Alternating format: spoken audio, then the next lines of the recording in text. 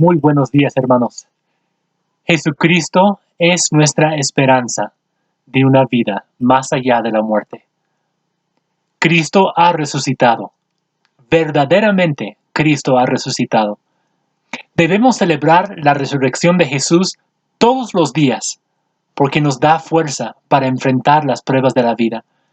¿Podrían imaginarse qué tal prueba de la fe sería poder caminar con Jesús, observar todos sus milagros, hasta que Él resucite a alguien de los muertos y luego ver que Él mismo experimentara la muerte? Luego ver a la persona en quien habías puesto toda tu esperanza, toda tu confianza, estar muerto. ¿Qué tal prueba de la fe habría sido para los discípulos? Pero luego, ¿qué tal gozo pudieron experimentar cuando vieron a Jesucristo vivo después de 3 días? La prueba de nuestra fe produce paciencia. Hemos visto en semanas anteriores que Santiago, o Jacobo, el hermano de Jesús, escribió a las 12 tribus que estaban en la dispersión y les dijo: hermanos míos, tened por sumo gozo cuando os halléis en diversas pruebas, sabiendo que la prueba de vuestra fe produce paciencia. Mas tenga la paciencia su obra completa, para que seáis perfectos y cabales, sin que os falte cosa alguna. Y luego les anima a los hermanos a que puedan pedir con fe, no siendo de doble ánimo, porque ellos son inconstantes. Luego nos dice que mediante la sabiduría, si a alguien le hace falta sabiduría en la prueba, que pida a Dios para que pueda llevarle desde prueba hasta paciencia y una fe completa y madura. Luego, cuando llegamos al texto de hoy, que es los versículos 9 al 11, pareciera que Jacobo estuviera cambiando de temas. Le voy a leer para que se den cuenta de lo que estoy hablando. Dice: el hermano que es de humilde condición, gloríese en su exaltación, pero el que es rico en su humillación, porque él pasará como la flor de la hierba, porque cuando sale el sol con calor abrasador, la hierba se seca, su flor se cae, y perece su hermosa apariencia. Así también se marchitará el rico en todas sus empresas. Bienaventurado el varón que soporta la tentación, porque cuando haya resistido la prueba, recibirá la corona de vida que Dios ha prometido a los que le aman. Vamos a orar. Gracias, Padre Celestial, por las bendiciones espirituales que tenemos en Cristo Jesús. Gracias por la confianza que tenemos de que servimos a un Salvador resucitado, no servimos a un Cristo muerto. Gracias por las grandes y preciosísimas promesas que encontramos en la palabra de Dios, que nos ayudan a tener esperanza al enfrentar las pruebas de la vida. Pido que tu Espíritu Santo pueda guiarnos al examinar este texto hoy. En el nombre de Jesús oramos. Amén. Doy gracias a Dios por los que están esforzándose en casa, dentro de esta gran prueba, a fortalecer su hombre interior, a buscar crecer en su vida espiritual. Dios quiere cumplir un propósito en cada uno de nosotros en este tiempo de prueba. Jacobo, aquí en el versículo 9 de Santiago 1, habla del hermano de humilde condición y luego habla del rico. El tema es la riqueza y la pobreza como una prueba. No es que cambie de temas, es que da un ejemplo concreto de cómo podemos enfrentar las pruebas con gozo. ¿Ser pobre es una prueba? Claro. ¿Ser rico es una prueba? También. Quisiera que veamos juntos cuál es la sugerencia de Jacobo en todo lo que vamos a ver, en todo lo que nos enfrentamos. En primer lugar, debes saber que tu actitud hacia las riquezas es un indicador de tu condición espiritual. Tu manera de ver las riquezas o la pobreza es un indicador de tu condición espiritual. Vemos en Proverbios capítulo 30,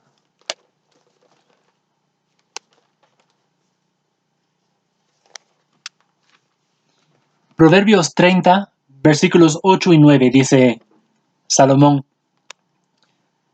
vanidad y palabra mentirosa aparta de mí. No me des pobreza ni riquezas. Manténme del pan necesario. No sea que me sacie y te niegue y diga: ¿quién es Jehová? Entonces,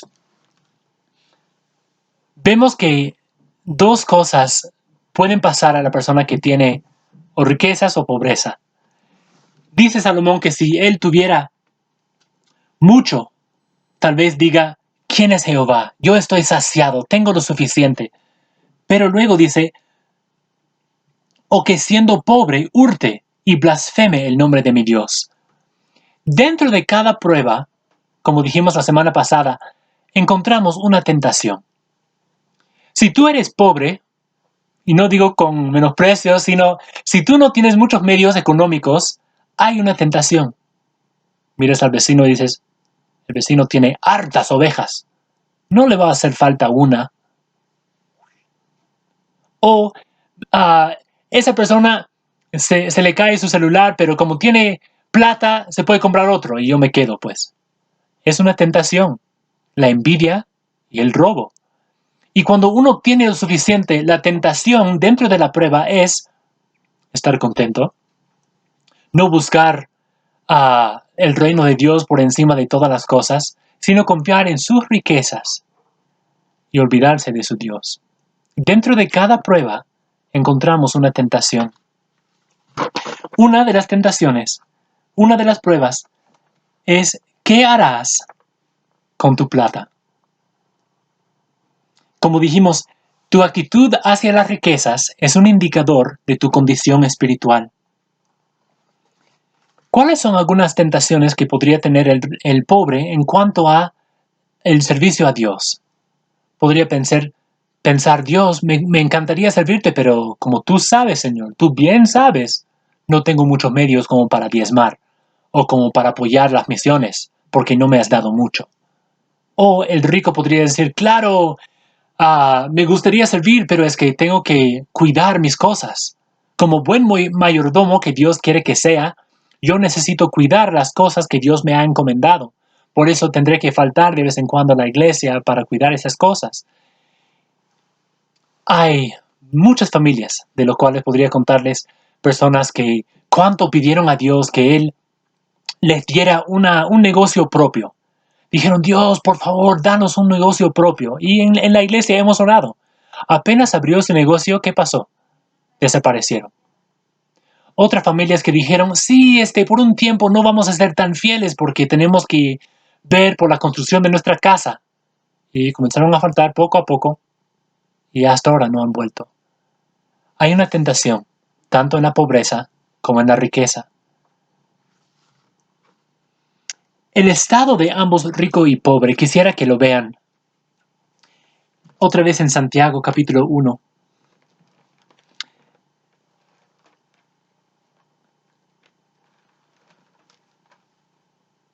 Dice el versículo 9: el hermano que es de humilde condición, gloríese en su exaltación, pero el que es rico, en su humillación, porque él pasará como la flor de la hierba.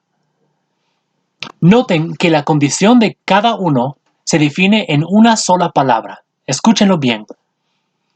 El hermano que es de humilde condición, gloríese en su exaltación. Y muchos aquí hacen la comparación entre un hombre pobre y cristiano y un hombre rico y mundano. No creo que eso sea la comparación que Jacobo quiere hacer. Escuchen esta frase y díganme si tiene sentido. Si yo digo solamente: el que es rico en su humillación, ¿entienden? Hace falta la primera parte. Y creo que Jacobo está haciendo un paralelo aquí.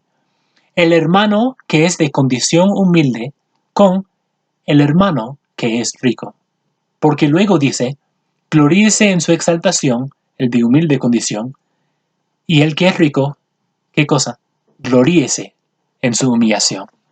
Entonces vemos aquí la comparación: un cristiano pobre y un cristiano rico. Los dos deben gloriarse. Sabes, tu verdadera identidad No lo define cuánto dinero tienes.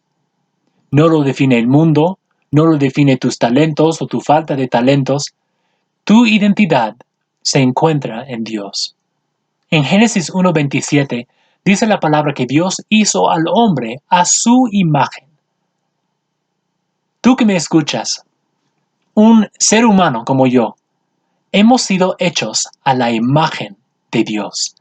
Por tanto, tenemos un valor inestimable, un valor incomparable. Nadie que te diga tú no vales. Dios te ha hecho su creación especial. Tú eres la corona de la creación de Dios, hecho a la imagen de Dios. Por tanto, tienes intelecto, tienes emociones y tienes voluntad por haber sido hecho a la imagen de Dios. Tú eres especial, que nadie te diga lo contrario. No solamente eres hecho a la imagen de Dios, si tú tienes a Jesucristo como tu Salvador, has sido recreado a la imagen de Jesucristo. Y eso te da un valor aún más allá, porque tu identidad no se encuentra en lo que tú tienes o lo que puedes hacer, sino en lo que Dios te ha hecho. Quisiera que veamos, por favor, Lucas 12:15 dice, mirad y guardaros de toda avaricia, porque la vida del hombre no consiste en la abundancia de bienes que posee. Cuánto tienes en tu cuenta bancaria no define quién eres.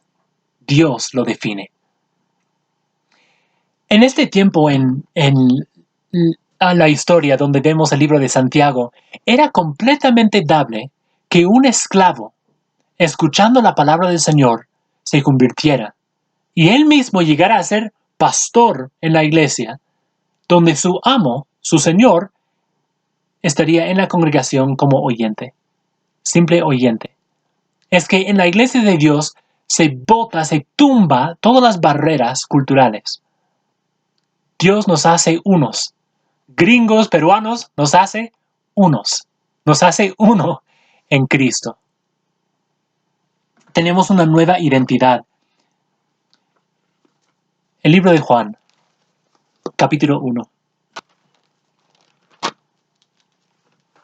Versículos 12 y 13 dicen, mas a todos los que le recibieron, a los que creen en su nombre, les dio potestad de ser hechos hijos de Dios, los cuales no son engendrados de sangre, ni de voluntad de carne, ni de voluntad de varón, sino de Dios.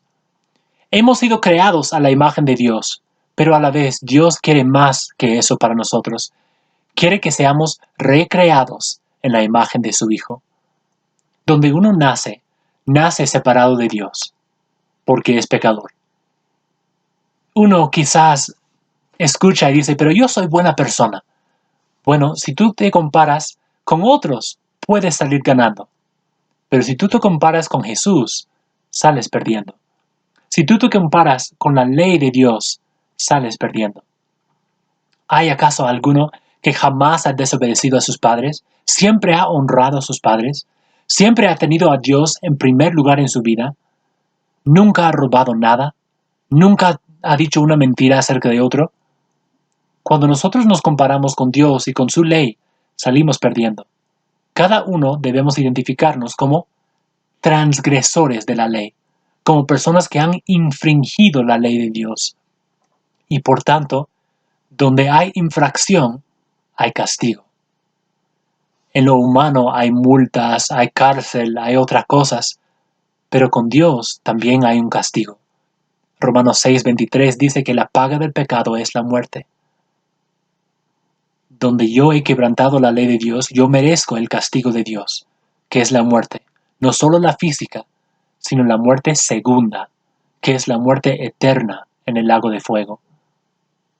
Ahora, Cristo vino siendo verdadero Dios. Él se hizo verdadero hombre, no dejando de ser Dios.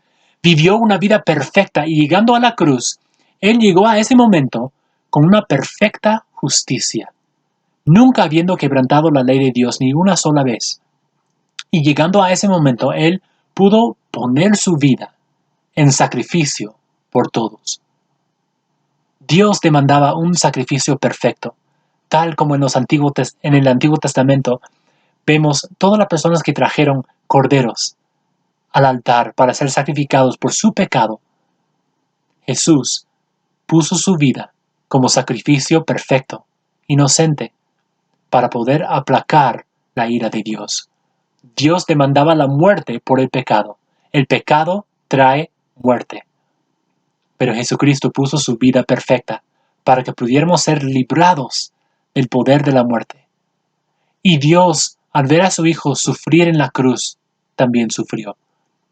Pero luego, viendo la muerte de Jesús, Él dijo, ese sacrificio yo acepto. Yo quedo contento con ese sacrificio por los pecados del mundo. ¿Y cómo sabemos que Dios quedó satisfecho con el pago de su Hijo en la cruz? Porque al tercer día lo levantó de los muertos. Jesús está vivo. Y eso demuestra que Dios quedó satisfecho con su pago. La gran pregunta es, ¿estás tú contento con el pago de Jesús? ¿O crees que no es suficiente? Porque si la paga de Jesús fue suficiente para tus pecados, entonces debes recibir ese pago, recibir ese sacrificio, apropiarte del pago de Jesús, para que tú seas hecho, como dice Juan 1:12, hijo de Dios, y puedas experimentar la riqueza espiritual que hay en Cristo. Hablando del hombre pobre, dice, el de humilde condición, gloríese en su exaltación. ¿Cuál es la exaltación de una persona que no tiene plata? No es una exaltación física, es una exaltación espiritual. Jeremías capítulo 9, versículos 23 y 24. Dice, así dijo Jehová, no se alabe el sabio en su sabiduría, ni en su valentía se alabe el valiente, ni el rico se alabe en sus riquezas, mas alábese en esto el que se hubiere de alabar, en entenderme y conocerme, que yo soy Jehová, que hago misericordia, juicio y justicia en la tierra, porque estas cosas quiero, dice Jehová. No gloriarnos en lo que tenemos o lo que no tenemos, sino gloriarnos en quienes somos en Cristo Jesús. La iglesia borra las distinciones de clase que el mundo resalta. Dice aquí que el que es de humilde condición debe gloriarse. Esa palabra gloriarse nos recuerda el versículo 2 de este pasaje. Dice, hermanos, tened por sumo gozo cuando os halléis en diversas pruebas. ¿No tienes plata? ¡Gloria a Dios! ¿Por qué? Es una prueba. Y la prueba produce paciencia. ¿Tienes plata? ¡Gloria a Dios! Mediante esa plata, Dios te va a probar. Y Dios mediante pueda salir como oro, aprobando la prueba. El rico también debe gloriarse en su humillación. Y vamos a hablar de eso más adelante. Dice aquí, habla del pobre, y uno piensa, ¿Dios quiere que las personas sean pobres? ¿Dios quiere que sus hijos sean pobres? ¿Uno que es pobre no está fuera de la voluntad de Dios? No. Salmo capítulo 49.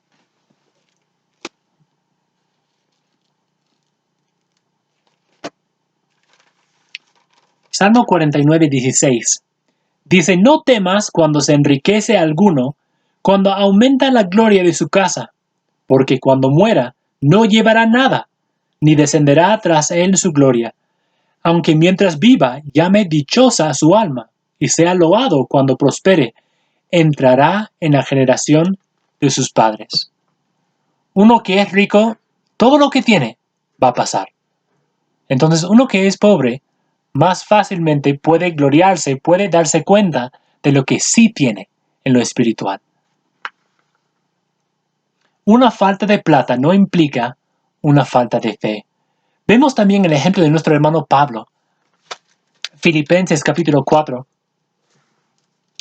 del 11 al 13. Dice Pablo, No lo digo porque tenga escasez, pues he aprendido a contentarme, cualquiera que sea mi situación. Sé vivir humildemente y sé tener abundancia. En todo y por todo estoy enseñado, así para estar saciado como para tener hambre, así para tener abundancia como para padecer necesidad. Todo lo puedo en Cristo, que me fortalece, versículo 13. En ese contexto, Pablo dice, todo lo puedo en Cristo. Puedo estar contento con poco y puedo estar contento con mucho. Te pregunto, ¿estás contento? Teniendo poco o mucho, ¿estás contento? ¿Puedes gloriarte en tus bendiciones espirituales?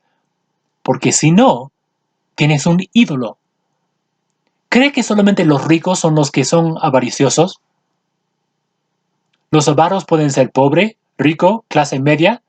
Depende qué hay en tu corazón. Si tú estás contento con las bendiciones espirituales de Dios en Cristo Jesús, eres bendecido, eres rico. Mas siendo pobre o rico, si tú anhelas, si tu gran deseo en la vida es aumentar lo que tienes, algo anda mal. Pues tu actitud hacia las riquezas son un indicador de tu estado espiritual. Pablo pudo estar contento con poco porque él se gloriaba en su exaltación. ¿Cuál es la exaltación de un cristiano? Efesios capítulo 1.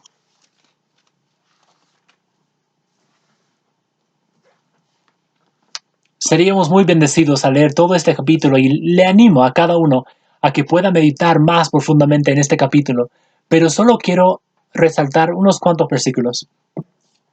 Versículo 3 dice, bendito sea el Dios y Padre de nuestro Señor Jesucristo, que nos bendijo con toda bendición espiritual en los lugares celestiales en Cristo.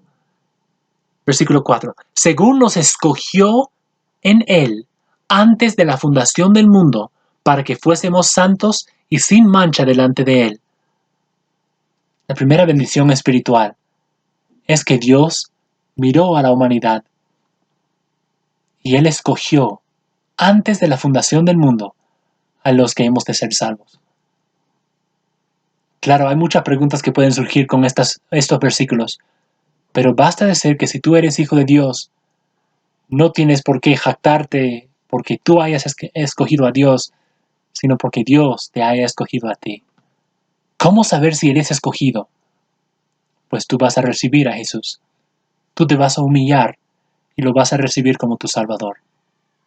Uno piensa que está escogiendo a Dios cuando en la actualidad Dios lo está escogiendo a uno. Dice que Jesús va en busca de la oveja perdida y cuando lo encuentra lo trae otra vez en sus hombros. ¿Por qué? Porque lo ha escogido para vida eterna. Por más que no tengas plata, ¿no es un motivo de gozo? Versículo 5. En amor, habiéndonos predestinado para ser adoptados hijos suyos por medio de Jesucristo, según el puro afecto de su voluntad. Dice que Él nos escogió y luego nos predestinó. Hay una diferencia. Escoger es uno mirar hacia atrás y dice, esto. Entonces al inicio, Dios dijo, esto, ¿no? Cada uno que iba a recibir a Jesucristo. Y Él miró hacia adelante y puso ya el destino de cada uno. Cada uno que fue escogido, su destino ¿cuál es? Ser adoptado hijo de Dios. Dios no basó su decisión en las buenas obras nuestras, sino en su soberanía.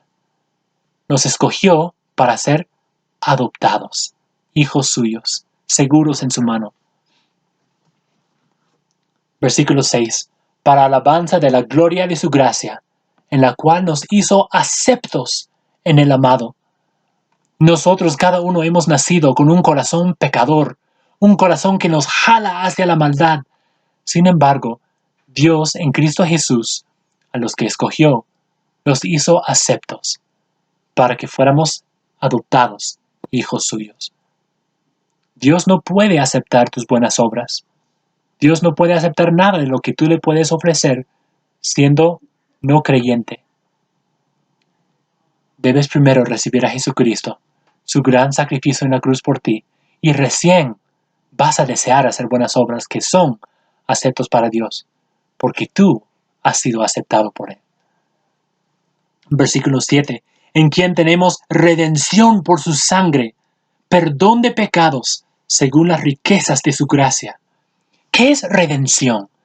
La idea es ser comprado desde una esclavitud, ser comprado, ser sacado de la esclavitud y ser puesto en libertad. Hemos sido redimidos de la sangre, por la sangre de Jesús, desde la esclavitud al pecado. Todo aquel que es hijo de Dios. Te pregunto, por más que seas pobre, ¿no tienes por qué gloriarte si eres hijo de Dios? ¿No tienes una gran bendición espiritual? ¿Muchas bendiciones espirituales? Sí.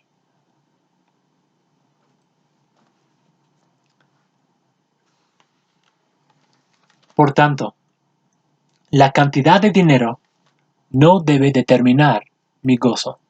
Mi gozo está basado en las bendiciones espirituales que tengo en Cristo Jesús. A la vez, dentro de la iglesia, no debemos ser tentados a envidiarnos. Dios, cuando Él reparte talentos, como vemos en Mateo 25, Dios reparte talentos según la capacidad de cada uno. Él, en su soberanía, ha sabido que yo quizás no iba a ser confiable como millonario. ¿Cómo lo sé? Es que no soy millonario. Dios sabe lo que puedo soportar y Dios me ha dado lo que puedo soportar. Quizás usted se pregunta ahí, ¿por qué Dios no me ha dado más? ¿Por qué Dios no deja que yo me gane la tinca? Quizás Dios sabe que con eso no vas a poder soportar. Pero Dios ha dado a cada uno lo que sí puede soportar. Dios es sabio.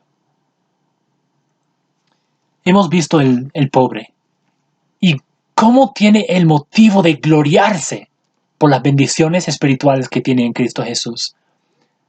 El hermano de humilde condición, gloríese en su exaltación, pero el que es rico, el hermano que es rico, gloríese en su humillación.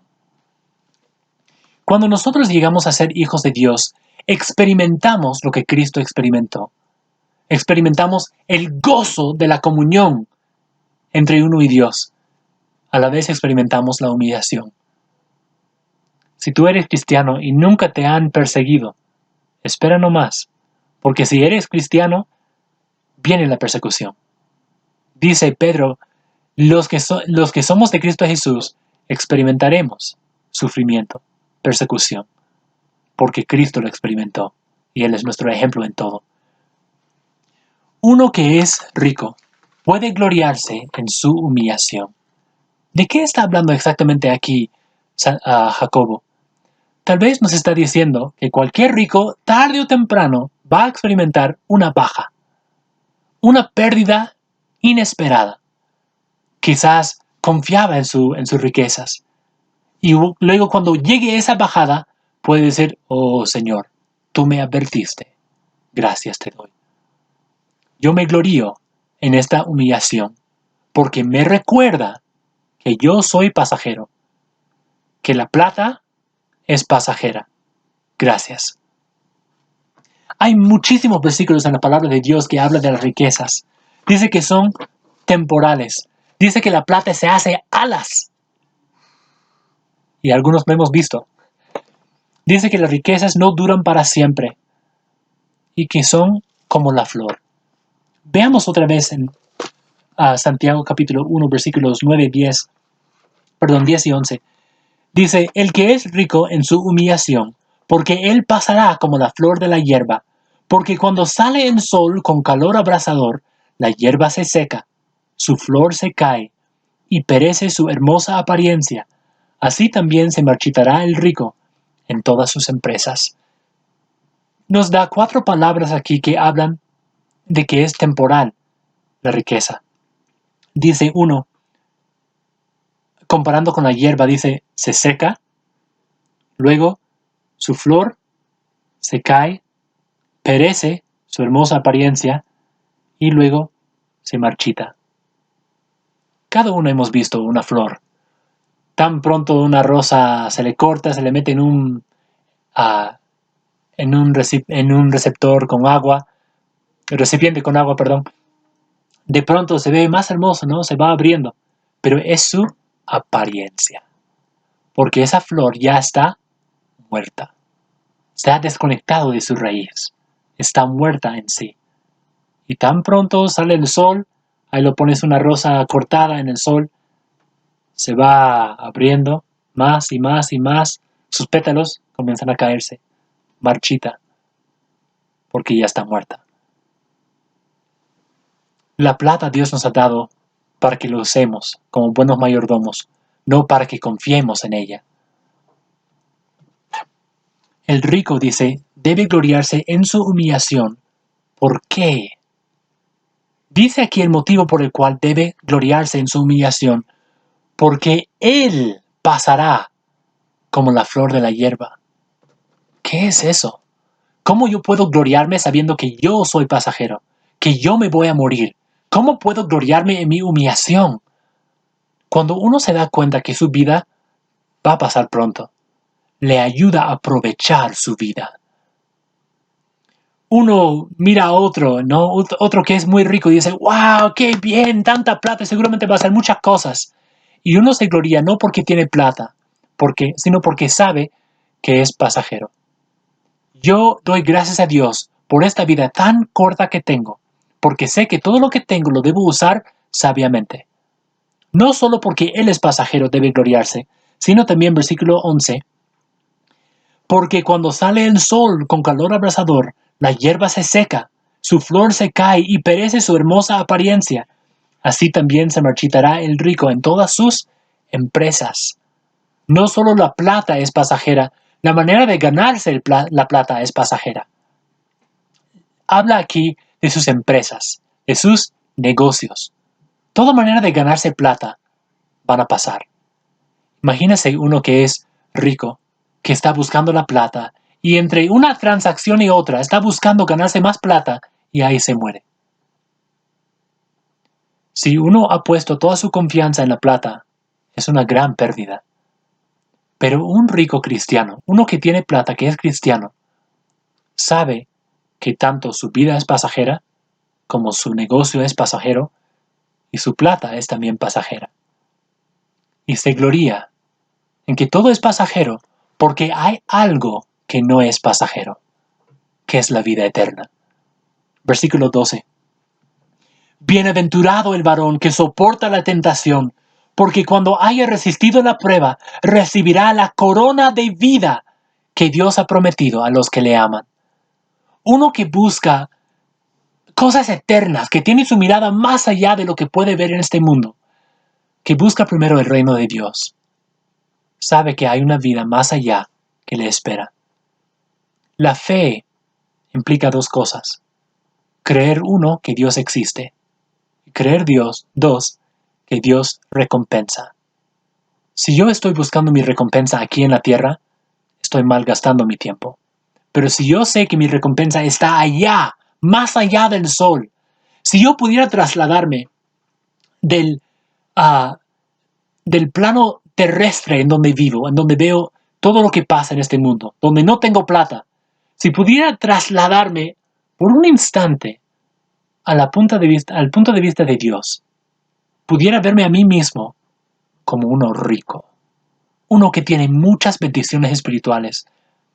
Tal vez ya no me quejaría tanto aquí en la tierra por no tener 2 soles para juntarlos así. Dios sabe lo que puedo soportar. Dios da pruebas. Una prueba es la plata. Dios quiere ayudarte con esto, a llevarte desde punto A, donde te da o riqueza o pobreza, para que tú le pidas sabiduría para saber cómo mejor utilizar esa plata, para que te lleve a tener paciencia y una perspectiva eterna. Para concluir, toda prueba que aminora nuestro amor a las cosas pasajeras de este mundo y dirige nuestro afecto a las cosas arriba es una bendición. La misma gracia que exalta al humilde humilla al rico. En ambos casos es motivo de regocijo. Lo mejor que podría pasar a cualquiera, pobre o rico, sería pasar por una prueba de su fe que haga que se desprenda su corazón de la plata. Dios nos trae pruebas, pero es para un buen propósito. Hoy, pensando en que la vida es corta, nuestra vida es como un vapor que hoy está y mañana no. ¿Qué esperanza tienes tú de una vida más allá de este mundo? ¿Tienes la misma esperanza que Jesús?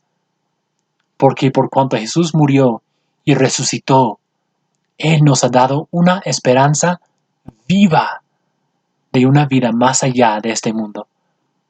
Si no tuvieras esa esperanza, te animo a buscarlo. Quizás nos escribes ahí en nuestra página de Facebook, quizás te contactas con un cristiano, pero busca antes de que sea muy tarde. Vamos a orar. Gracias Padre Celestial por tu palabra, porque es poderosa. Gracias por la esperanza que tenemos en Cristo Jesús, Señor nuestro. Pido, Señor, por toda persona que no tiene todavía esa esperanza de vida eterna, que puedas mostrarles que tú los estás buscando. Pido que puedan conocer la palabra de Dios, ponerle fe y recibir el gran sacrificio de Jesucristo para vida eterna. Te amamos, Señor. Pedimos todo esto en el nombre de Jesús. Amén. Hermanos, sigan celebrando la resurrección de Jesús, pues servimos a un Cristo vivo. Dios les bendiga.